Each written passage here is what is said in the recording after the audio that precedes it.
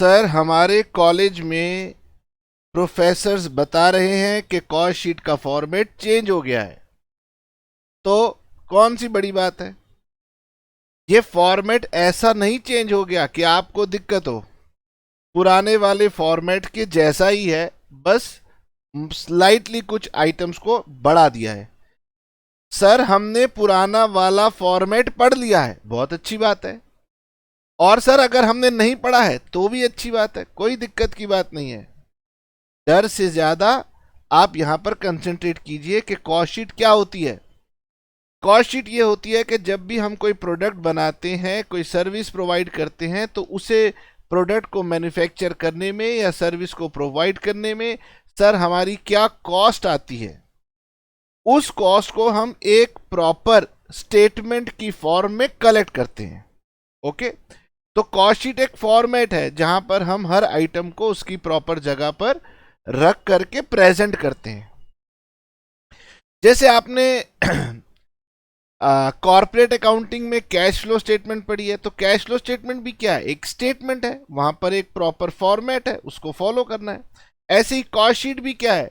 जो भी आपने खर्चा किया है अपने प्रोडक्ट को बनाने में, अपनी सर्विस को प्रोवाइड करने में, उसको हम एक मीनिंगफुल फॉर्मेट में दिखाते हैं। तो सर कॉस्ट शीट की स्टार्टिंग कैसे होती है? तो कॉस्ट शीट बेटे कई बार बुक्स में चैप्टर नंबर 1 पे भी दिया होता है और कई बार ये चैप्टर नंबर 6 या 7 पर दिया होता है। इसे हम कॉस्ट शीट या इसे हम यूनिट कॉस्टिंग भी बुलाते हैं। तो हमारी कॉस्ट शीट की स्टार्टिंग हम करते हैं, सबसे पहले हम लिखते हैं opening stock of raw material. Opening stock of raw material. और आपको मैं बता दूं कि रॉ मटेरियल को हम एक नाम से और बुलाते हैं, sir direct material. Yes, question में दिया होगा। अब इसमें हम ऐड कर देते हैं परचेजेस। अगेन किस चीज की purchases? Purchases of raw material, या फिर आप कहेंगे डायरेक्ट मटेरियल। नॉर्मली केसेस में केवल परचेज ऑफ रॉ मटेरियल दिया होता है, लेकिन अगर आपको कैरिज इनवर्ड अलग से दिया हो, फ्रेट इनवर्ड दिया हो, तो वो हमारी परचेज से रिलेटेड आइटम है। तो आप कैरिज इनवर्ड या फ्रेट इनवर्ड भी अगर दिया हो तो उसे भी यहां पर ऐड करोगे अलग से दिखा के। और फिर हम इसमें से लेस कर देते हैं closing stock of raw material. ये हम लेस कर देंगे। इससे हमें पता चलेगा कितना हमारा रॉ मटेरियल कंज्यूम्ड हुआ। इसे हम बोलेंगे रॉ मटेरियल कंज्यूम्ड। इसका नाम हो जाएगा रॉ मटेरियल कंज्यूम्ड। और इसे आप आउटर कॉलम में ले आएंगे। Opening raw material, purchases, closing stock, इसे हम इनर कॉलम में लिख रहे हैं। अब इसमें रॉ मटेरियल आपने प्रोडक्शन किया तो रॉ मटेरियल कितना लगा, उसमें हम ऐड कर देते हैं हमारी उसमें डायरेक्ट लेबर कितनी लगी। डायरेक्ट लेबर को हम प्रोडक्शन लेबर, फैक्ट्री लेबर, कुछ भी नाम दे सकते हैं, लेकिन ज्यादातर इसे डायरेक्ट लेबर या फिर हम इसे एम्प्लॉय कॉस्ट के नाम से भी बुलाते हैं। ओके, उसके बाद इसमें हम ऐड कर देते हैं डायरेक्ट एक्सपेंसेस। और डायरेक्ट एक्सपेंसेस को कई बार बुक में चार्जेबल एक्सपेंसेस भी कहा जाता है। और इन सब का जो हमारा टोटल आता है उसे हम नाम दे देते हैं प्राइम कॉस्ट। नाउ अब सर डायरेक्ट एक्सपेंसेस में क्या आइटम आती हैं, ये कई बार स्टूडेंट्स के मन में डाउट होता है, सर डायरेक्ट एक्सपेंसेस में क्या आता है? तो उसकी लिस्ट हम आपको बाद में बता देंगे। डायरेक्ट एक्सपेंसेस का मतलब होता है बेसिकली, बहुत कम क्वेश्चन में ये दिया हुआ होता है, मतलब अगर कोई स्पेसिफिक खर्चा आपके किसी गुड्स को प्रोड्यूस करने में लग रहा है तो उसे हम चार्जेबल एक्सपेंस बोलते हैं। जैसे कि मान लीजिए मेरा टी शर्ट बनाने का काम है, मैं टी शर्ट बनाता हूं, लेकिन मुझे इंडियन क्रिकेट टीम ने कहा जी नहीं, इसके ऊपर आप हमारा एक अलग से लोगो लगा के दीजिए। तो मैं बाकी लोगों के लिए भी टी शर्ट बनाता हूं, लेकिन आप मेरे से कह रहे हो इसके ऊपर एक ये लोगो लगा के दीजिए, तो लोगो मैं स्पेसिफिकली आपके लिए बना रहा हूं। तो वो मेरी बन जाती है डायरेक्ट कॉस्ट। बहुत कम क्वेश्चन में दी होती है और एक दो आइटम होते हैं, मैं उसके नाम बता दूंगा, प्लस क्वेश्चन में लिखा हुआ होता है कि ये डायरेक्ट एक्सपेंस है, इसलिए उसकी चिंता अभी नहीं करनी। अब प्राइम कॉस्ट में फिर हम ऐड करते हैं, क्या ऐड करते हैं मैं तो भूल गया, कोई याद दिला दो प्लीज। सर इसमें हम ऐड करते हैं फैक्ट्री ओवरहेड्स। फैक्ट्री ओवरहेड्स को ना हम लोग वर्क्स ओवरहेड्स भी बुलाते हैं, या इसे हम प्रोडक्शन ओवरहेड्स के नाम से भी बुलाते हैं। ठीक है, इसका मतलब फैक्ट्री में जो भी आपके डायरेक्ट मटेरियल और डायरेक्ट लेबर को छोड़ के जो भी आपके फैक्ट्री में खर्चे लगे हैं, उन सबको हम फैक्ट्री ओवरहेड्स के नाम से बुलाते हैं। ओके सर, जब हम इसे फैक्ट्री ओवरहेड्स को इसके साथ में प्लस कर देते हैं तो हम इसका नाम रख देते हैं ग्रॉस वर्क्स या फिर फैक्ट्री कॉस्ट। सर इसका नाम ग्रॉस फैक्ट्री या वर्क्स कॉस्ट होता है क्योंकि हमारे पास जब भी हम कॉस्ट शीट जिस पीरियड की बनाएंगे, उस पीरियड के खत्म होने पर हमारी कुछ ना कुछ प्रोडक्शन इनकम्प्लीट रह जाती है, उसे हम बोलते हैं वर्क इन प्रोग्रेस। और इस वर्क इन प्रोग्रेस को आप प्रोसेस कॉस्टिंग में डिटेल में पढ़ते हैं। अभी ये समझ लो कि वर्क इन प्रोग्रेस का मतलब है कि मेरा पीरियड खत्म हो गया और हमारे गुड्स जो है वो अभी तक पूरी तरह से प्रोड्यूस नहीं हो पाए, उसे हम बोलते हैं वर्क इन प्रोग्रेस, काम चल रहा है। तो इसमें ऐड करो ओपनिंग वर्क इन प्रोग्रेस और इसमें से हम लेस करेंगे क्लोजिंग वर्क इन प्रोग्रेस। ठीक है, WIP, क्लोजिंग WIP माइनस करेंगे। सर क्या हमें ओपनिंग WIP और क्लोजिंग WIP की वैल्यू क्वेश्चन में गिवन होगी? तो in most of the cases आप ये देखोगे कि आपको WIP की वैल्यू क्वेश्चन में दी हुई होगी। और अब इसका नाम हो जाएगा सिंपली वर्क्स कॉस्ट या फैक्ट्री कॉस्ट। कई बार हम इसे लिख देते हैं, नहीं सर नेट वर्क्स कॉस्ट लिख दो, तो भी कोई बात नहीं चलेगा। आप नहीं भी लिखेंगे तो भी उसका मतलब होगा ये नेट है। अब यहां तक जो भी हमारी कॉस्ट आ गई, ये आपने पुराना फॉर्मेट पढ़ा हो नया फॉर्मेट पढ़ा हो, यहां तक की सेम है। अब यहां से थोड़ा सा चेंज है। तो क्या होता था, कई समय से हम एक प्रैक्टिस फॉलो कर रहे थे। वो प्रैक्टिस हमारी ये होती थी कि जब हम वर्क्स कॉस्ट निकालते थे तो हम यहां पर ऐड कर देते थे office overheads. Office overheads add कर देते थे और फिर हम इसे नाम दे देते थे cost of production.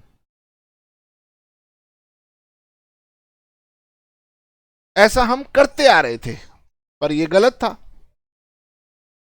Cost accountant लोग ये कहा करते थे कि गगन सर देखो, ऑफिस ओवरहेड्स हमारे प्रोडक्शन का पार्ट नहीं होता, वो यहां पर नहीं होना चाहिए, वो नीचे आना चाहिए, प्रोडक्शन की कॉस्ट के बाद ऑफिस की कॉस्ट ऐड होनी चाहिए, ऐसा वो कहते थे।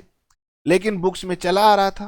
अब कोई चीज अगर चली आ रही हो और मैं आपसे कहूं वो गलत होती है तो आप कहोगे सर सब जगह तो ऐसा ही लिखा हुआ है, मार्क्स तो इसी बात के मिलेंगे। तो फिर अब क्या हुआ, अब इस बात को स्पेसिफिकली कहा गया कि नहीं, ये गलती बहुत समय से चल रही है, इसको ठीक किया जाए। तो उन्होंने इसको ठीक किया। अब कैसे ठीक किया वो देखिए। तो पहले मैं आपको बताता हूं उन्होंने क्या कहा। उन्होंने कहा अगर आप कोई पुरानी बुक, अच्छी बुक जाके देखेंगे कॉस्टिंग की, तो वो ये कहती थी कि गगन सर ऑफिस के ओवरहेड्स को दो पार्ट्स में डिवाइड करना चाहिए, office overheads related to production और अदर। अदर मतलब जनरल।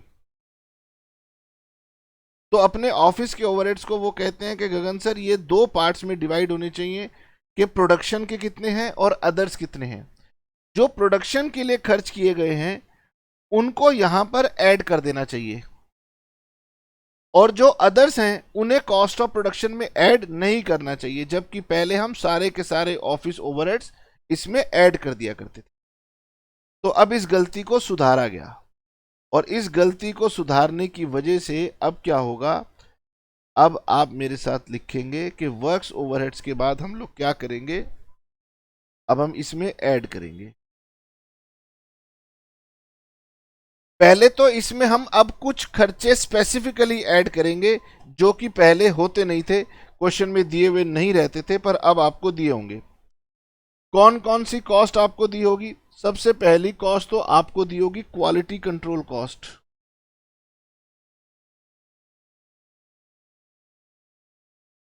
यानी अगर आप पुराने एग्जाम के क्वेश्चंस देखोगे तो वहां पर क्वालिटी कंट्रोल कॉस्ट नाम की चीज दी नहीं होती थी। अब आप कॉस्ट शीट के कोई क्वेश्चन एग्जाम में देखेंगे तो उसमें क्वालिटी कंट्रोल कॉस्ट दिया होगा, और क्वालिटी कंट्रोल कॉस्ट देखते ही आपको माइंड में क्लिक करना है कि हमने इसे वर्क्स कॉस्ट को निकालने के बाद ऐड कर देना है। ठीक है, क्वालिटी कंट्रोल कॉस्ट। उसके बाद आपने ऐड करना है रिसर्च एंड डेवलपमेंट कॉस्ट। आजकल ये दो कॉस्ट ऐसी हैं जिन पर आप देखेंगे कि लोग जो प्रोडक्शन कर रही हैं कंपनीज बहुत ध्यान देती हैं। अगर आप अपना प्रोडक्ट देखेंगे तो वहां लिखा हुआ है टेस्टेड ओके। इसका मतलब जब प्रोडक्शन हो जाती है तो चेक किया जाता है हाँ प्रोडक्ट ओके है या नहीं है, तो क्वालिटी के ऊपर ध्यान दिया जाता है, रिसर्च एंड डेवलपमेंट के ऊपर ध्यान दिया जाता है, और इसमें ऐड किए जाते हैं आपके ऑफिस या फिर एडमिनिस्ट्रेशन ओवरहेड्स। और कौन से? केवल वही which are related to production, which are related to production. Okay, यानी अब अगर आप न्यू क्वेश्चन देखेंगे तो न्यू क्वेश्चन के अंदर आपको अलग से लिखा हुआ मिलेगा office overheads related to production. तो जो office overheads related to production होंगे वो यहां आएंगे, और फिर उसके बाद आप इसमें से लेस करेंगे।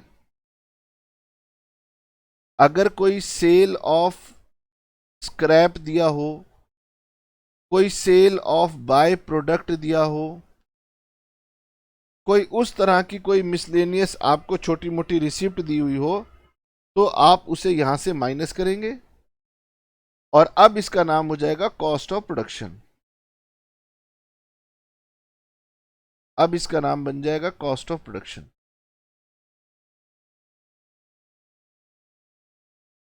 अब अगर आप मेरे से पूछे सर कॉस्ट शीट के फॉर्मेट में क्या चेंज आया है, तो रुकिए मैं 2 मिनट का समय लूंगा यहां पर। मैं कहूंगा ये चेंज आया है। बताइए, पहले हम वर्क्स कॉस्ट के बाद सीधा ऑफिस एंड ओवरहेड्स ऐड कर देते थे बिना देखे हुए कि वो रिलेटेड टू प्रोडक्शन है या नहीं है। ये इसमें चेंज आया है, ये चेंज है। सेल ऑफ स्क्रैप पहले भी होता था, पर वो हर क्वेश्चन में दिया नहीं होता था। बच्चों को लगेगा कि सर ये भी नहीं आया, नहीं ये भी पहले से ही होता था। यानी अब आपने वर्क्स कॉस्ट के बाद क्या चेंज करना है? क्वालिटी कंट्रोल कॉस्ट ऐड करना है, research and development cost add करना है, और office overheads related to production add करना है।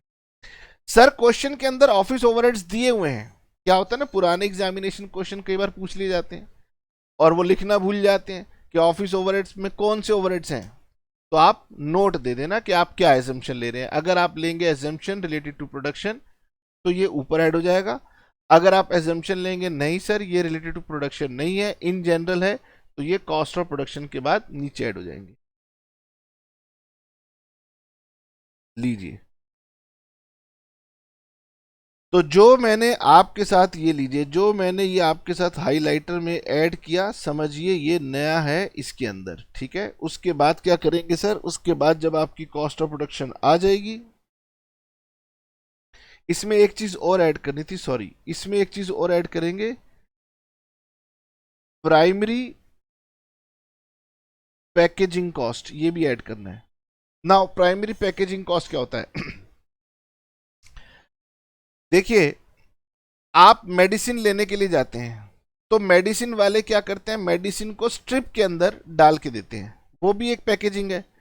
और जब आप केमिस्ट वाले से अपनी मेडिसिन लेके आते हैं तो वो आपको पॉलीथीन में या पेपर के बैग में भी डाल के देते हैं या गत्ते के डब्बे में डाल के देते हैं, वो भी पैकेजिंग है। तो पैकेजिंग दो तरीके की होती है। एक पैकेजिंग होती है प्राइमरी पैकेजिंग, जिसके अंदर प्रोडक्ट को डाल के दिया जाता है, उसके बिना प्रोडक्ट दिया नहीं जा सकता, वो है प्राइमरी पैकेजिंग। उसको हम यहां पर कॉस्ट ऑफ प्रोडक्शन का हिस्सा मानते हैं। जैसे आपके घर में सुबह दूध आता है, तो दूध किसी भी कंपनी का आप लेते होंगे तो वो एक प्लास्टिक के पाउच के अंदर पैक होके आता है ना, उसे हम बोलते हैं प्राइमरी पैकेजिंग। वो हमारी कॉस्ट ऑफ प्रोडक्शन का हिस्सा बनता है, उसके बिना हम मिल्क सप्लाई नहीं कर सकते। एक होती है सर सेकेंडरी पैकेजिंग, जैसे हमारे यहाँ पर अब कई रिलायंस वाले की भी डिलीवरी आती है, तो वो एक अलग से प्लास्टिक के पॉलिथीन में डाल करके उस वाले पाउच को डाल करके देते हैं, तो वो प्लास्टिक का जो बैग होता है, कैरी बैग जो होता है, वो सेकेंडरी पैकेजिंग होती है। ओके, इसके बाद क्या करना है, इसके बाद आप ऐड कीजिए दोबारा से office oblique administration overheads general, इसे हम लिखते हैं जनरल।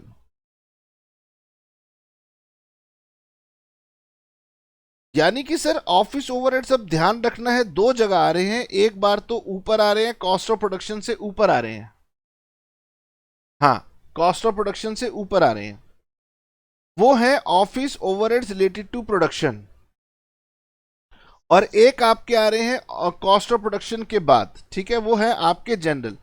अच्छा, यहां पर एक इंपॉर्टेंट चीज और भी तो थी जो कि हम भूल गए, उसको पहले हम डाल दें यहां पर। इसमें ऐड किया जाता है opening stock of finished goods. ठीक है, ये पहले भी किया जाता था, कोई नई बात नहीं है, opening stock of finished goods. और इसकी वैल्यू हमेशा क्वेश्चन में गिवन रहती है, less closing stock of finished goods, closing stock of finished goods. अब इसके ऊपर मैं एक स्टार बनाता हूं, क्योंकि क्वेश्चन के अंदर ना क्लोजिंग स्टॉक की वैल्यू दी नहीं होती है, तो वो मैं नीचे बता देता हूं आपको यहां पर, how to value closing stock of finished goods. मेरी बात को आप ध्यान से सुनिएगा, हमारे पास एक होता है stock of raw material, generally उसकी वैल्यू क्वेश्चन में दी हुई होती है, कोई टेक्निकल बात नहीं है, दिया हुआ होगा। सर एक होता है WIP, हाँ वो कॉम्प्लिकेटेड टास्क है कि WIP की वैल्यू कैसे निकाली जाए, तो वो हम कॉस्ट शीट चैप्टर में नहीं सिखा सकते, क्योंकि उसके लिए डेडिकेटेड चैप्टर आएगा प्रोसेस कॉस्टिंग। तो कभी भी कॉस्ट शीट में एग्जामिनर आपसे नहीं कहेगा कि WIP की आप वैल्यू निकालो, ठीक है, इसलिए उस पर भी बात नहीं करें। लेकिन फिनिश गुड्स के रिगार्डिंग क्वेश्चन अक्सर ये चाहता है कि स्टूडेंट इसकी वैल्यू निकाल के बताए। तो कैसे निकालेंगे, बहुत सिंपल होता है, यूनिटरी मेथड फॉलो करना है। आपने कॉस्ट शीट में अभी ऊपर निकाला था कॉस्ट ऑफ प्रोडक्शन, तो जब आप कॉस्ट शीट बना रहे होंगे तो कॉस्ट ऑफ प्रोडक्शन आपके पास पहले से ही निकल चुका है। ये देखिए, ये आपका कॉस्ट ऑफ प्रोडक्शन यहां पर निकल चुका है, ये वाली वैल्यू आपने लेनी है। इसको डिवाइड करना है आपने यूनिट्स प्रोड्यूस्ड से, और फिर आपने मल्टीप्लाई करना है यूनिट्स ऑफ क्लोजिंग स्टॉक जो बच गया ऑफ फिनिश्ड गुड्स। मान लीजिए क्वेश्चन कहता है हमने 15,000 यूनिट्स प्रोड्यूस किए थे, तो बताइए डिनोमिनेटर में क्या आएगा, 15,000 यूनिट्स, जितने आपने प्रोड्यूस किए थे वो यूनिट प्रोड्यूस से डिवाइड कीजिए, और फिर क्वेश्चन कहेगा हमारे पास 600 यूनिट्स बचे हुए हैं, तो 600 यूनिट से मल्टीप्लाई कीजिए। It is a unitary method, total production में इतना खर्चा आया, इतने यूनिट प्रोड्यूस हुए, इससे एक यूनिट की कॉस्ट आएगी, और जितने यूनिट्स आपके पास बचे हुए हैं उतने यूनिट्स की वैल्यू आप निकाल लेना। बहुत क्वेश्चन हमने इस बारे में कराए। एग्जामिनर कहता है गगन सर देखो मेरे पास ज्यादा पूछने को नहीं है, मैं बच्चे को यह बताऊंगा ही नहीं कि यूनिट प्रोड्यूस कितने हुए हैं। तो बच्चा कहता है सर यूनिट प्रोड्यूस तो हमें दिए नहीं है, तो इसमें कोई दिक्कत की बात नहीं है। अगर किसी क्वेश्चन में यूनिट प्रोड्यूस ना दिए हों तो आप unit sold plus closing stock minus opening stock, ये सब बात यूनिट्स में हो रही है, फिनिश गुड्स के यूनिट्स की बात हो रही है। तो जितने यूनिट्स आपने बेचे हैं वो सब हमने प्रोड्यूस किए होंगे, जो क्लोजिंग स्टॉक है वो भी हमने प्रोड्यूस किए होंगे, उन दोनों को प्लस कीजिए और ओपनिंग स्टॉक के यूनिट्स को आप यहां से माइनस कर दीजिए। अगर आपने कॉस्ट शीट के क्वेश्चन किए हैं तो ये कैलकुलेशन आपके माइंड में आ गई होगी, अगर आपने नहीं किए हैं तो कोई बात नहीं, हो जाएगा। ठीक है, चलिए जी। तो ये हमने ओपनिंग और क्लोजिंग स्टॉक को ऐड किया, इसे हम नाम दे देते हैं cost of goods sold. Cost of goods sold, ठीक है, this is known as cost of goods sold. अब इसमें ऑफिस एडमिनिस्ट्रेशन ओवरहेड्स आपने ऐड कर दिए। इसमें आपने सेलिंग एंड डिस्ट्रीब्यूशन ओवरहेड्स ये आपने ऐड कर दिया, और इसमें आपने अपनी सेकेंडरी पैकेजिंग कॉस्ट ये आपने ऐड कर दी, क्योंकि सेकेंडरी पैकेजिंग कॉस्ट भी एक सेल्स रिलेटेड कॉस्ट है। इसको हम नाम दे देते हैं कॉस्ट ऑफ सेल्स। तो हमारी कॉस्ट शीट वैसे तो बेटे इस पॉइंट पे खत्म हो जाती है, लेकिन फिर भी किसी क्वेश्चन में हमें वो कहता है कि नहीं भाई प्रॉफिट निकालो, सेल निकालो, तो उस केस में हम प्रॉफिट अगर दिया हो तो प्रॉफिट को ऐड कर देंगे, हमारी सेल्स आ जाएगी, और अगर क्वेश्चन में सेल्स दिया हो तो प्रॉफिट हमारी बैलेंसिंग फिगर आ जाएगी। ये हमारा फॉर्मेट है। फिर से दोहराता हूं, सर मैंने तो पुराना वाला फॉर्मेट पढ़ लिया, तो क्या दिक्कत है? पुराने वाले फॉर्मेट में वर्क्स कॉस्ट तक कोई चेंज नहीं है। वर्क्स कॉस्ट के बाद आपने quality control cost, research development cost और office administration cost related to production, ये तीन चीजें ऐड करनी है। प्राइमरी पैकेजिंग कॉस्ट बहुत कम बार दी होती है, अगर दी है तो उसको भी आपने ऐड कर लेना है, और सेल ऑफ स्क्रैप या फिर जो बाय प्रोडक्ट की सेल अगर दी है तो वो आपने माइनस कर देनी। सर सेल ऑफ स्क्रैप क्या होता है? अगर आप कोई काम करते हैं, जैसे फर्नीचर का काम होता है, तो लकड़ी का बुरादा बच जाता है ना, उसको स्क्रैप कहा जाता है। सर बाय प्रोडक्ट क्या होता है? अगर आपने कभी देखा हो, आपकी कॉलोनी में या किसी शॉप में आपने देखा हो गन्ने का जूस निकाल रहे होते हैं, तो वो उन्होंने गन्ना डाला, जूस निकाल दिया, अब वो जो गन्ने का छिलका बच गया है जिसका जूस निकाल लिया है, वो क्या है? वो बाय प्रोडक्ट है, बिक जाता है। नारियल छीलने वाले को देखा हो कि वो नारियल के बाल हटाता है और नारियल निकाल करके आपको दे देता है, जाओ प्रभु के चरणों में चढ़ा दीजिए। अब उस बाल का क्या होगा? तो वो बाल भी बिक जाते हैं, वो बाय प्रोडक्ट हो गया।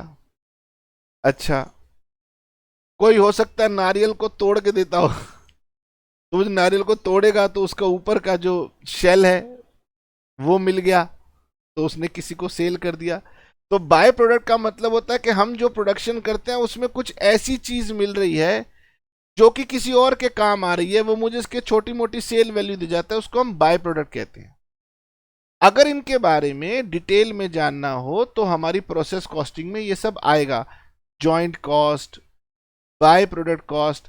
अगर कॉस्ट शीट में आपको इन छोटी बातों की दिक्कत हो तो कभी गूगल कर लिया करो, है ना? ठीक है सर, ये आपने पता नहीं कौन सी गंदी सी हैंडराइटिंग में लिख दिया, तो चलो मैं आपको इसको ना टाइप कर लिया मैंने, मैं आपको टाइप किया हुआ दिखाता हूं।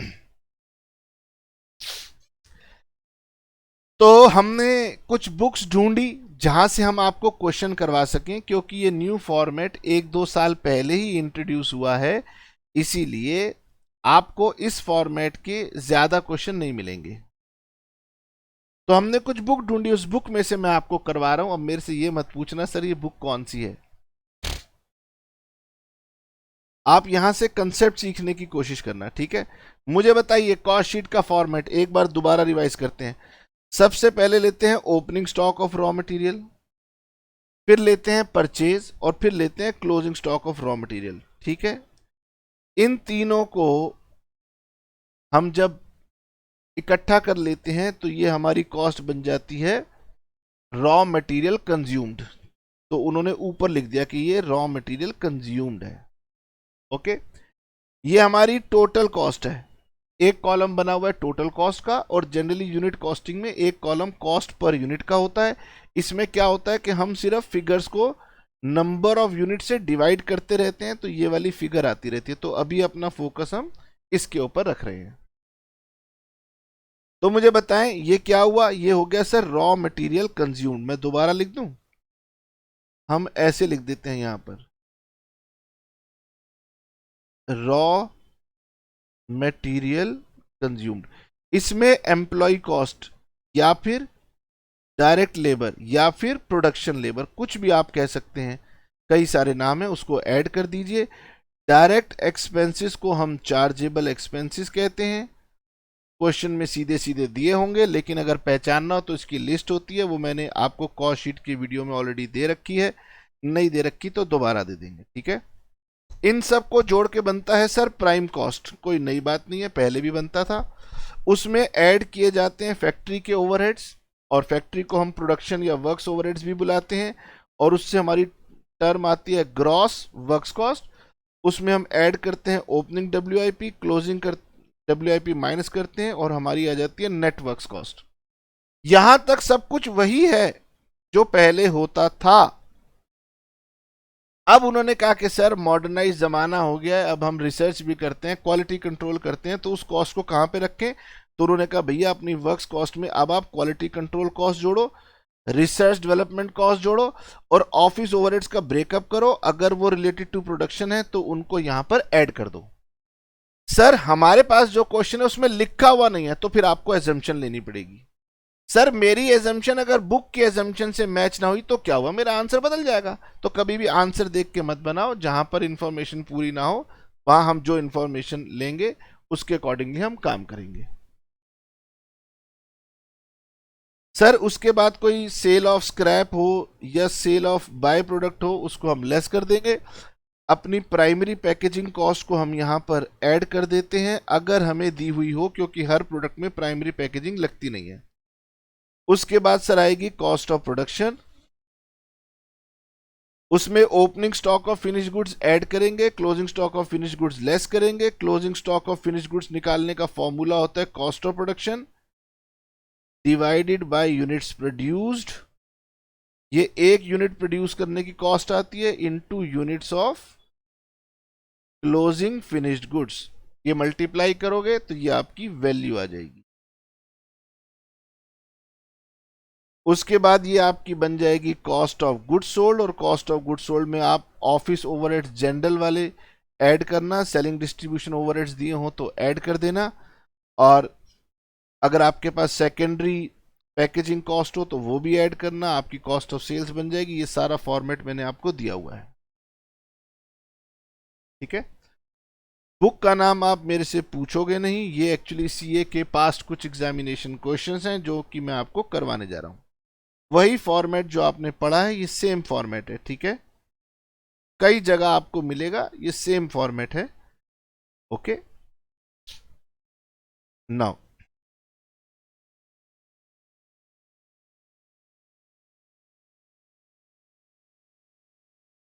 वो कह रहे हैं कि गगन सर, अच्छा बच्चों के साथ जरा ये भी चर्चा कर लो कि अगर आपको ये वाली आइटम कॉस्ट शीट में दी हो तो क्या करोगे। एबनॉर्मल कॉस्ट, इसे हम कॉस्ट का हिस्सा नहीं बनाते। एबनॉर्मल कॉस्ट मतलब मेरी गलती से जो कॉस्ट लगी है उसका भुगतान मैं करूंगा, मेरा कस्टमर नहीं करेगा। कोई सब्सिडी, कोई गवर्नमेंट के ग्रांट्स, अगर गवर्नमेंट से कोई इंसेंटिव मिलता है तो अपनी कॉस्ट को कम कीजिए। गवर्नमेंट इंसेंटिव क्यों देती है, गवर्नमेंट कहती है गगन सर मान लीजिए कोई व्यक्ति एलपीजी गैस को प्रोड्यूस करता है, गवर्नमेंट इंसेंटिव दे रही है, क्यों दे रही है कि कस्टमर को सस्ती गैस मिले, तो आपको अपनी कॉस्ट में से उस अमाउंट को लेस करना है। आपने गलती की, आपको पेनल्टी लगा, फाइन लगा, डैमेज लगा, डीमोरेज लगा, तो ये आपके कॉस्ट का पार्ट का हिस्सा नहीं बनेंगे, ये आप अपने प्रॉफिट में से एडजस्ट कीजिए, ठीक है।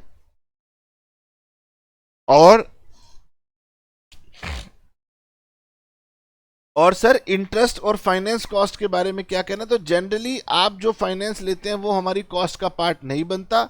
अगर प्रोडक्शन के लिए कोई स्पेसिफिक आपने लोन लिया है, उसका इंटरेस्ट दे रहे हो, तो उसका वो आपका कॉस्ट का पार्ट बनता है, ठीक है सर। पहले हमें कुछ क्वेश्चंस करवाइए। अब देखिए मैं आपको कुछ क्वेश्चंस करवाने जा रहा हूं जिससे कि आप इस फॉर्मेट को समझ पाए, ओके। अगेन आपको बताऊंगा कि क्वेश्चन किस बुक से है, मैं आपको नहीं बता रहा, लेकिन ये सीए एग्जामिनेशन के रिसेंट 5-7 अटेम्प्ट के क्वेश्चंस हैं जो कि मैंने लिए हैं। मुझे टाइपिंग करवाने में थोड़ा समय लगेगा, इसलिए मैंने आपको बुक से दिखा दिया है। ओके सर, क्वेश्चन देखते हैं, 2-4 क्वेश्चन करते हैं। चलिए तो ये क्वेश्चन करके देखते हैं हम। क्वेश्चन कह रहा है following information relate to a manufacturing concern for the year ended this. क्या गिवन है आपको? ओपनिंग रॉ मटेरियल ठीक है, क्लोजिंग रॉ मटेरियल ठीक है, परचेज ऑफ रॉ मटेरियल ठीक है। Now freight inward. अब क्वेश्चन में फ्रेट इनवर्ड अलग से दिया होता है, बहुत रेयर क्वेश्चन में दिया होता है, तो हम इसे परचेज ऑफ रॉ मटेरियल के साथ प्लस कर लेंगे। देन डायरेक्ट वेजिस, इसे हम प्रोडक्शन लेबर भी कहते हैं, एम्प्लॉय कॉस्ट भी कहते हैं। डायरेक्ट वेजिस आउटस्टैंडिंग, ओ देखिए यहां दिया है वेजिस पेड और यहां दिया है वेजिस आउटस्टैंडिंग। हम कॉस्ट शीट में अपना टोटल वेजिस कॉस्ट दिखाएंगे, यानी कि हम पेड और आउटस्टैंडिंग दोनों को प्लस करके दिखाएंगे। हमारा वेजिस का खर्चा टोटल कितना लगा प्रोडक्शन में, वो भी लगा जो हमने पे कर दिया, और वो भी लगा जो हमारा एंड में आउटस्टैंडिंग रह गया है। तो ये दोनों हमारे डायरेक्ट वेजिस का ही पार्ट है। एग्जामिनर ने कंफ्यूज करने के लिए अलग अलग दे दिया, तो टोटल वेजिस कॉस्ट हमने दिखानी है। उसके बाद फैक्ट्री ओवरहेड्स, क्योंकि कॉस्ट शीट एस्टिमेशन के बेस पर चलती हैं, इसलिए फैक्ट्री के ओवरहेड्स आपको दिए हुए हैं कि प्राइम कॉस्ट का 20% होंगे। उसके बाद ओपनिंग WIP गिवन है, क्लोजिंग WIP गिवन है। तो पहले मैं यहां तक का क्वेश्चन बना लूं, फिर आगे पढ़ता हूं। सर पूरा क्वेश्चन पढ़ लें तो कोई दिक्कत नहीं, यहां तक पढ़ लें तो भी कोई दिक्कत नहीं। उसके बाद देखिए यहां पर क्वेश्चन ने दिया हुआ है administrative overheads related to production. Okay sir, हमें कोई क्वालिटी कंट्रोल कॉस्ट नहीं दिख रही। ओके हमें कोई रिसर्च एंड डेवलपमेंट कॉस्ट नहीं दिख रही। सर हमें कोई प्राइमरी पैकेजिंग कॉस्ट नहीं दिख रही, सेल ऑफ स्क्रैप नहीं दिख रही। दिख रही है सर नीचे सेल ऑफ स्क्रैप, बताता हूं, उसके बारे में भी बताता हूं, ठीक है। पुराने क्वेश्चन में सिर्फ लिखा होता था एडमिनिस्ट्रेशन ओवरहेड्स, अब यहां पर उन्होंने क्लियर कर दिया रिलेटेड टू प्रोडक्शन है, यानी ये प्रोडक्शन से पहले ऐड कर देना। अगर जनरल लिखा होता तो कॉस्ट ऑफ प्रोडक्शन के नीचे जाके ऐड करता, rather cost of goods sold निकालने के बाद ऐड करता। और सर अगर कुछ नहीं लिखा होता तो एजम्पशन ले लेता। Distribution expensing, selling and distribution expenses कई बार अलग अलग भी दिए होते हैं और कई बार कंबाइंड भी दिए होते हैं, तो यहां सिर्फ डिस्ट्रीब्यूशन एक्सपेंस दिया है। उसके बाद opening stock of finish goods आपको दिया हुआ है, sale of scrap of material. अब देखिए यहां पर क्वेश्चन कह रहा है कि आपका sale of scrap of material है। अगर लिखा होता सेल ऑफ स्क्रैप तो मैं इसे वर्क्स ओवरहेड में माइनस कर देता, लेकिन यहां लिखा हुआ है sale of scrap of material, तो यहां पर इसके दो ऑप्शन बनेंगे। या तो मैं इसे रॉ मटेरियल कंज्यूम्ड में माइनस कर दूं। आप कहोगे क्यों सर, आपने तो फॉर्मेट में लिखवाया है कि हम इसे वर्क्स ओवरहेड वर्क्स कॉस्ट निकालने के बाद माइनस करते हैं। देखिए एक होता है कि हमारा जो रॉ मटेरियल है उसका स्क्रैप प्रोडक्शन से पहले भी बन सकता है, प्रोडक्शन के बाद में भी बन सकता है। ओके तो हमारे पास कुछ ऐसा मटेरियल होता है जिसका स्क्रैप पहले भी बन सकता है, तो उस केस में हम लोग क्या करते हैं, उस केस में हम इसे रॉ मटेरियल कंज्यूम में माइनस कर लेते हैं। अगर हमारा स्क्रैप प्रोडक्शन के अंदर बन रहा है तो हम उसे वर्क्स कॉस्ट में से माइनस करते हैं। और फिर अगर आपको कोई डाउट हो रहा हो तो आप एजम्पशन लेके कहीं पर भी माइनस कर दो, चलेगा। 2-4 क्वेश्चन करोगे आपकी समझ डेवलप हो जाएगी। firm produced 14,000 units, okay, and stock of finished goods at the end of the year is valued at cost of production. तो बेटे हम हमेशा क्लोजिंग स्टॉक को कॉस्ट ऑफ प्रोडक्शन पर ही वैल्यू करते हैं. The firm sold 14,153 units at a price of 618 rupees per unit. Prepare cost sheet. Okay. एक simple सा क्वेश्चन है, आइए जी शुरू करते हैं. और समय बचाने के लिए आप अपने पास कॉस्ट शीट का फॉर्मेट लिख लीजिए. लिखना बहुत ज़रूरी है, पर मुझे पता आप लिखेंगे नहीं, तो मैंने लिख के रख लिया है सो दैट टाइम को मैं सेव कर सकूं. एग्जाम्पल नंबर 1 कहिए, क्वेश्चन नंबर 1 कहिए. सीए एग्जाम का 2018 का क्वेश्चन है, बहुत ही सिंपल है. यहां से फिगर लेते जाएंगे और वहां पुट करते जाएंगे. Opening stock of raw material 2,28,000. Opening stock of raw material 2,28,000. तो हम इसे इनर कॉलम में लिखते हैं. ओ सर ये क्या हो रखा है?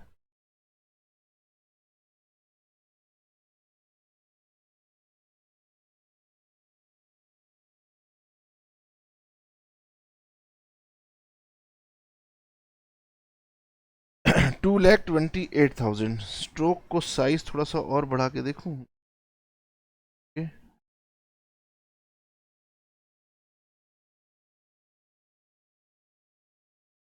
इनर कॉलम में लिख रहा हूं 2,28,000.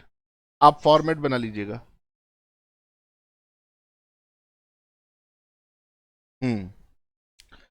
उसके बाद हमें दी हुई है परचेजेस. परचेजेस हमें दी हुई है 42,25,000. 42,25,000.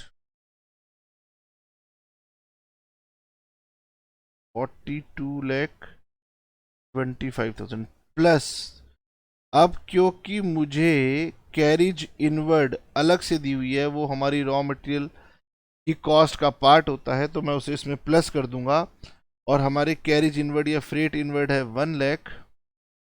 और यहां पर एक आइटम और लेस करूंगा, sale of scrap. Sale of scrap 8,000. ये 8,000 मैं यहां से लेस करूंगा.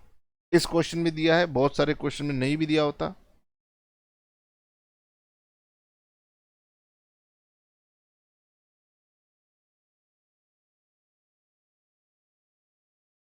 नाउ सेल ऑफ स्क्रैप, अगर ये केवल और केवल मटेरियल की स्क्रैप है तो आप इसे रॉ मटेरियल कंज्यूम्ड में ही माइनस कर देंगे. अगर आपने मटेरियल पर कोई काम किया, लेबर लगाई, उस पर प्रोडक्शन करनी शुरू की, उसके बाद आपका स्क्रैप निकल के आया, तो फिर आप इसे वर्क्स कॉस्ट में माइनस करेंगे. क्यों सर, ऐसा क्यों किया? बेटे अगर आपने प्रोडक्ट के ऊपर कोई काम किया, रुकिए जरा, तो सेल ऑफ स्क्रैप, अगर केवल सेल ऑफ स्क्रैप लिखा हो तो मैं कहूंगा कि ये मेरी फर्स्ट प्रेफरेंस रहेगी कि मैं वर्क्स कॉस्ट में से माइनस करूं. लेकिन सर इस क्वेश्चन में लिखा हुआ है sale of scrap of material, तो मैं इसे रॉ मटेरियल कंज्यूम में से माइनस कर रहा हूं. अगर आप कहें कि सर हमें ये क्लैरिटी नहीं हो रही, हम यहां पर माइनस करना चाहें, तो भी गलत नहीं होगा, तो भी आपके आंसर में कोई फर्क नहीं पड़ेगा. दरअसल इसमें इतना बारीक डिफरेंस है कि क्वेश्चन को बात क्लियर करनी चाहिए कि क्या ये सिर्फ मटेरियल का स्क्रैप है या ये प्रोडक्शन में बनने वाला स्क्रैप है. तो अगर क्वेश्चन साइलेंट हो तो हम इसे प्रोडक्शन वाला स्क्रैप मानते हैं, मतलब ऐसा मटेरियल का स्क्रैप मानते हैं जिस पे हमने मटेरियल के साथ साथ लेबर और फैक्ट्री के खर्चे भी किए हुए हैं. तो फिर उसकी जो माइनस होगी वो किसी एक में से नहीं हो सकती, इसलिए हम वर्क्स कॉस्ट जिसमें कि मटेरियल, लेबर, एक्सपेंस सभी हैं, उसमें से हम माइनस करते हैं. तो इस क्वेश्चन में मैं इसे यहां पर माइनस कर रहा हूं, लेकिन अगर आप यहां पर भी माइनस करना चाहें वर्क्स कॉस्ट में तो भी कोई दिक्कत नहीं है। ओके, नाउ तो रॉ मटेरियल कंज्यूम कितना हो गया, 2,28,000 प्लस 42,25,000 प्लस 1,00,000 और माइनस 8,000 और minus closing stock of raw material जो कि क्वेश्चन में था 3,05,000। Closing stock of raw material था 3,05,000। ओके, तो ये करने के बाद मेरी रॉ मटेरियल कंज्यूम्ड आ जाती है 42,40,000। और जानते हो क्वेश्चन में लिखा हुआ था हमने 14,000 यूनिट्स प्रोड्यूस किए हैं, तो डिवाइडेड बाय 14,000 करूं तो ये मेरी कॉस्ट आ रही है पर यूनिट 302.86 रफली, विद एक्सेप्शन के अगर आप सेल ऑफ स्क्रैप को यहां नहीं भी माइनस करना चाहो तो भी मुझे कोई दिक्कत नहीं है। उस केस में ये 42,48,000 हो जाएगी। ओके, बस आगे जाके अपने आप मैच हो जाएगी। उसके बाद सर क्वेश्चन में था डायरेक्ट लेबर। डायरेक्ट लेबर मुझे 12,56,000 तो मैंने पे कर दी है और अभी 1,50,000 मैंने पे करनी है, तो यानी मेरा टोटल एक्सपेंस कितना हुआ था, दिस प्लस दिस 14,06,000। तो ये हमारी डायरेक्ट लेबर हुई थी 14,06,000।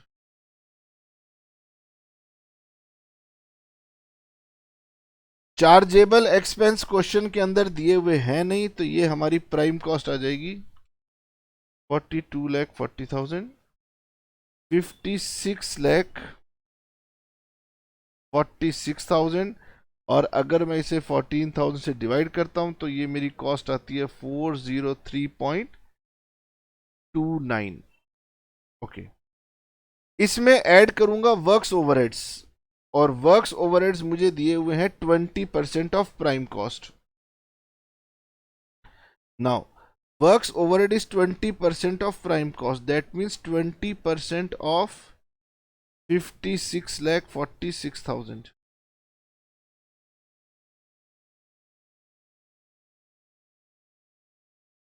ये आता है मेरे पास 11,29,200। 11,29,200 5646 into 1.2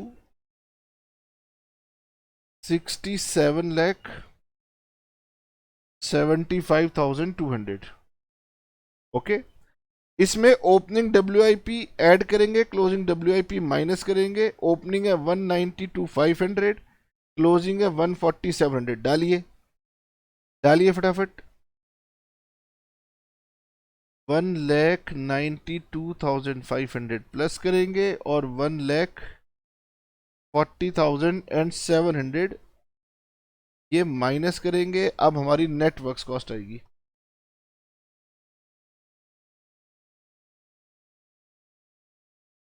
68,27,000। ओके, नाउ अब यहां पर किसी और क्वेश्चन में आपको क्वालिटी कंट्रोल कॉस्ट दिखी हुई मिल जाए तो ऐड कर देना, मेरे क्वेश्चन में थी नहीं।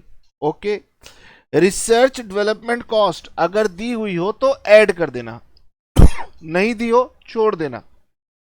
सर क्या फॉर्मेट में मैं फिर भी लिखूं, तो प्रैक्टिस के लिए तो मैं कहूंगा कि लिखा करो ताकि आपको फॉर्मेट याद हो जाए, बट एग्जाम में अगर आइटम नहीं दी हुई तो अपना टाइम बचा सकते हैं, आप नहीं भी लिखोगे तो चलेगा। Administrative overheads related to production ये थे सर 1,73,000। ये थे हमारे पास 1,73,000। Less credit for recoveries of scrap, तो जो बच्चे ऊपर 8,000 माइनस नहीं करना चाहते वो यहां माइनस कर सकते हैं। जिन्होंने ऊपर माइनस कर दिया वो यहां दोबारा माइनस नहीं करेंगे। तो इसका मतलब यह है कि यहां पर मेरी कॉस्ट ऑफ प्रोडक्शन दोनों ही अल्टरनेटिव में सेम आएगी। कुछ बच्चे ऊपर माइनस कर देंगे तो भी ठीक है। जो ऊपर माइनस नहीं करना चाहते वो कहते हैं कि सर सेल ऑफ स्क्रैप को मैंने रट लिया है, मैं वर्क्स कॉस्ट में माइनस करूंगा, तो वो यहां पर माइनस कर सकते हैं, पर एक ही जगह करना, दो जगह मत करना। अब ये मेरी कॉस्ट ऑफ प्रोडक्शन आ गई 70 लाख। अब आपने इसको डिवाइड करना है 14,000 से, तो ये मेरी 500 रुपीज एक यूनिट की कॉस्ट ऑफ प्रोडक्शन आ गई। अगर आप सभी की कॉस्ट निकालना चाहते हैं तो सबको इंडिविजुअली 14,000 डिवाइड करना, तो ये सबकी आपकी इंडिविजुअल निकल जाएगी, आप खुद निकालते रहिएगा। ठीक है, आगे बढ़ते हैं।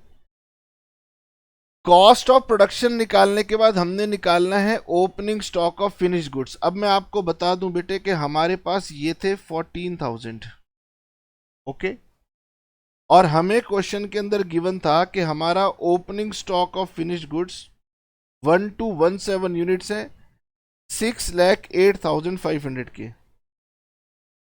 हमारे जो फिनिश गुड्स हैं उनका ओपनिंग स्टॉक है हमारे पास 1217 यूनिट्स, ओपनिंग स्टॉक के यूनिट्स हैं 1217 और इसकी वैल्यू हमें गिवन है 6,08,500। नाउ क्या आप मुझे closing stock of finish goods के यूनिट्स निकाल के बता सकते हो? इस क्वेश्चन में तो गिवन नहीं है सर, हम बता सकते हैं। ठीक है, मैंने नीचे नोट्स की जगह छोड़ी है। कैलकुलेशन ऑफ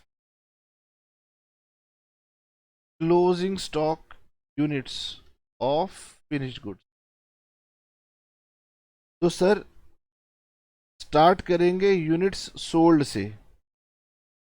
हमारे पास यूनिट सोल्ड है 14,153, ओके, 14,153 प्लस, ठीक, यूनिट सोल्ड है प्लस क्लोजिंग स्टॉक यूनिट्स मुझे पता नहीं है, minus opening stock units 1217 is equal to units produced 14,000, okay. Sir हम ऐसा भी कर सकते हैं, इसी इक्वेशन को unit produced 14,000 add opening finish goods 1217 minus unit sold 14,153, ऐसे भी कर सकते हैं। इससे भी हमारा क्लोजिंग स्टॉक के यूनिट्स आ जाएंगे। तो इक्वेशन है opening units plus production units minus closing stock units is equal to units sold. ये इक्वेशन को आप याद कर लीजिए, इसमें जो भी चीज निकालनी हो उसे x एज्यूम कर लीजिए, आपका आंसर आ जाएगा। ठीक है, 14,000 यूनिट प्रोड्यूस थे, 1217 हमारे ओपनिंग थे, माइनस 14,153 ये थे, तो हमारे ये यूनिट्स आ गए 1064। चेक कीजिए और मुझे बताइए क्या आपके पास 1064 यूनिट्स आ रहे हैं। मैथमेटिकल इक्वेशन है, कितने यूनिट प्रोड्यूस किए उसमें ओपनिंग फिनिश गुड्स के यूनिट्स ऐड कर दीजिए, क्लोजिंग फिनिश गुड्स के यूनिट्स माइनस कर दीजिए, तो यूनिट सोल्ड आ जाएगा। ये एक सिंपल इक्वेशन है, इसको याद कर लीजिए। इसमें से एक इंफॉर्मेशन नहीं दी होगी, बाकी सब दी होंगी, तो आप इसको यूज करके निकाल सकते हैं, ट्राई करके देखिए। अच्छा जी, अब सर मुझे इसकी वैल्यू चाहिए, तो एक यूनिट की वैल्यू मेरी कितनी थी 500 इंटू 500, तो ये आ गया 5,32,000। तो यहां लिख सकता हूं मैं 5,32,000 और यूनिट्स हैं 1064 और ये हो जाएंगे 14,153 यूनिट्स हमने सोल्ड किए।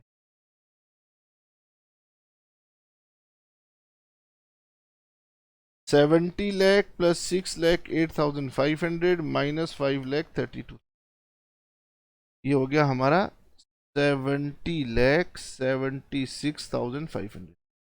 अब क्या ऑफिस ओवरहेड्स जनरल क्वेश्चन में गिवन है? आंसर इज नो, वो गिवन नहीं है। अच्छा जी, उसके बाद sir selling and distribution expenses के नाम पे लिखा हुआ है 16 rupees per unit, 16 rupees per unit. तो यहां लिख देंगे हमने कितने यूनिट सोल्ड किए, इतने यूनिट सोल्ड किए इंटू 16 रुपीज। देखो जब आप सेल करते हैं तो कितने यूनिट सेल किए उसके ऊपर सेलिंग के खर्चे होंगे, प्रोड्यूस यूनिट्स के ऊपर खर्चे नहीं होते। ओके, मतलब यहां तक जो भी खर्चे हो रहे थे वो 14,000 यूनिट्स को बनाने के लिए हो रहे थे, और एक बार गुड्स सोल्ड के बाद जब शुरू होंगे तो 14,153 यूनिट सेल करने के ये खर्चे हो रहे हैं। तो 14,153 इंटू 16 रुपीज, ये हो गया 2,26,448, 2,26,448। क्या क्वेश्चन में सेकेंडरी पैकेजिंग है? Answer is no. 70,76,500 plus 226,448, 73,02,948 rupees. Unit sold किए हैं 14,153 के। एक यूनिट का सेलिंग प्राइस क्वेश्चन में गिवन था, yes, at the rate of 618, at the rate of 618।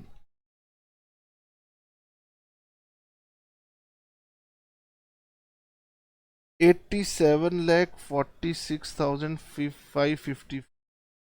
और ये जो हमारा प्रॉफिट हो जाएगा ये हमारा हो जाएगा बैलेंसिंग फिगर। तो इसमें से हम कॉस्ट ऑफ सेल्स माइनस कर देंगे, 73,02,940, 14,43,606, 14,43,600।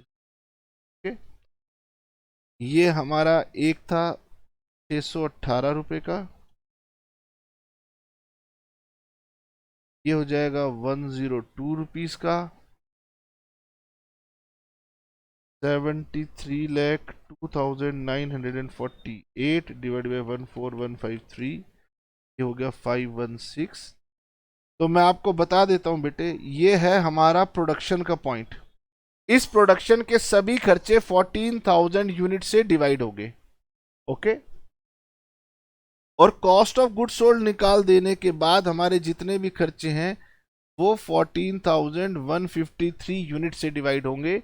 ऐसा मत करना कि सभी खर्चों को 14,000 से डिवाइड कर दो, तो मामला गलत हो जाएगा। ठीक है, चलिए, आज मैंने आपको एक क्वेश्चन करवाया, बहुत ही सिंपल सा क्वेश्चन करवाया। इसमें हमने आपको फॉर्मेट बता दिया और फॉर्मेट को कैसे यूज करना है वो बता दिया। अब मैं नेक्स्ट क्लास में कुछ टेक्निकल क्वेश्चंस आपको करवाऊंगा, इसी कॉस्ट शीट पर बेस्ड होंगे, लेकिन थोड़े से वो एग्जामिनर कहता है ना कि गगन सर सीधा सीधा क्वेश्चन दिया तो बच्चे की क्या नॉलेज चेक होगी, थोड़ा सा मैथ्स डाल दो, थोड़ा सा मिसिंग इंफॉर्मेशन डाल दो। तो इस क्वेश्चन में भी मिसिंग इंफॉर्मेशन थी, लेकिन वो मिसिंग इंफॉर्मेशन थी वैल्यूएशन ऑफ क्लोजिंग स्टॉक। तो mostly valuation of closing stock का formula cost of production divided by units produced into number of units, closing stock units of finish goods. ठीक है, इसको आप यूज करना। और जनरली क्वेश्चन में क्लोजिंग स्टॉक के यूनिट मिसिंग होते हैं तो इक्वेशन को यूज कर लेना।